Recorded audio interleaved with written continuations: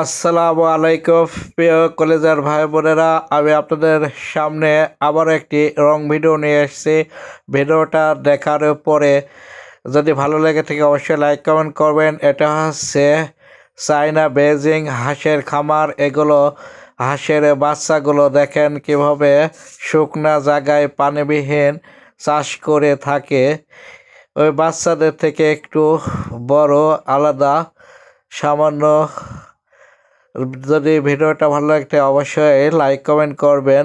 আগে শুনেছেন বা জেনে আপনাদের জানা আছে যে হাঁস পানিতে ছাড়া চাষ করা যায় না।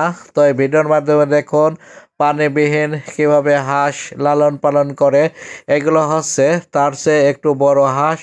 এই হাঁসগুলো বিক্রির উপযুক্ত হাঁস। ব্রয়লারের মতন ঠিক খামার তৈরি করে এই হাঁসগুলো লালন পালন করে থাকে।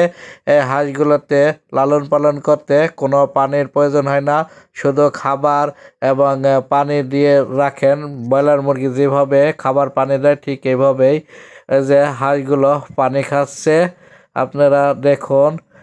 আর এটাও আরেকটু বড় হাঁস, বড় আকারের হাঁস।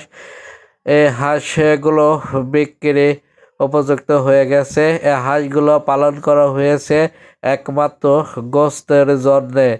এগুলো গোস্তের জন্য বিক্রি করে থাকেন। এখানে এই হাঁসগুলো থেকে কখনো ডিম নেওয়া হয় না। এই হাঁসগুলো বিক্রির জন্য উপযুক্ত করা হয়েছে। এখানে দেখুন হাঁসের কয়েকটা সেক্টর আছেন।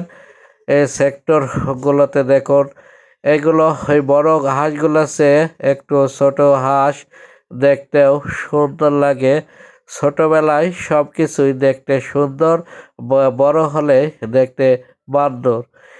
হাঁসগুলো দেখেন, হাঁসের খামারের আশেপাশে ভিডিও করলাম এবং আবারও আপনাদের হাঁসের দিকে নিয়ে আসলাম।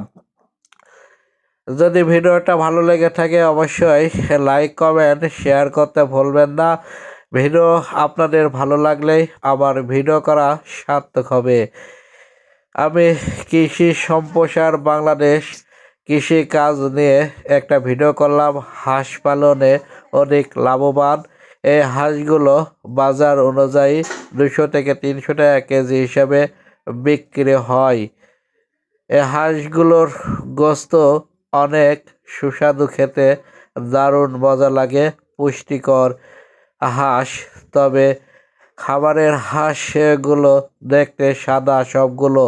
এই হাঁসগুলো হচ্ছে চীনাদের বেজিং হাঁস। এই হাঁস পালতে পানির প্রয়োজন হয় না, আলাদা পুষ্পনি বা পুকুরের প্রয়োজন হয় না।